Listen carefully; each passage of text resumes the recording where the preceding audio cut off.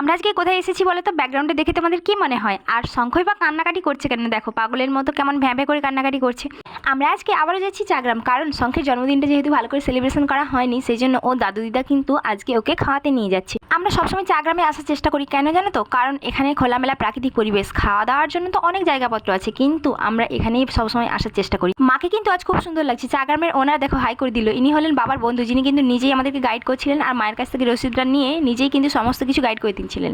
তারপর আমাদের mix chowmein এসে গেছে, যেটাতে চিকেন, মাটন, ভেজ, এগ সমস্ত কিছু ছিল। আর মায়ের জন্য আমি অর্ডার করেছিলাম পনির পকোড়া, তার সাথে ছিল চিকেন পনির রোল আর চা। সমস্ত কিছু খাওয়া দাওয়ার পরে দেখো আমি চাটা খেয়ে নিচ্ছি, রোলটা আর খেলাম না, ওরাই রোলটা খেয়েছে। তবে চা আমার ভীষণ খেতে ভালোবাসে, সেই জন্য চা আমি দুটো খেয়ে নিলাম। এদিকে শঙ্খ কান্নাকাটি করছি, কারণ শঙ্খকে কিন্তু আইসক্রিম কিনে দেওয়া হয়নি, সেই জন্য শঙ্খ কান্নাকাটি করছে। আর ওকে বোঝানোর নিনজা টেকনিক দেখে আমি কিন্তু ওর বাবার মুখের দিকে দেখে হাসছিলাম। চলো সবাই মিলে এবার আমরা বাড়ির পথে রওনা দিই। আর আমার চ্যানেলে তোমরা নতুন হয়ে থাকলে অবশ্যই আমার চ্যানেলটিকে সাবস্ক্রাইব করে নিও। টাটা।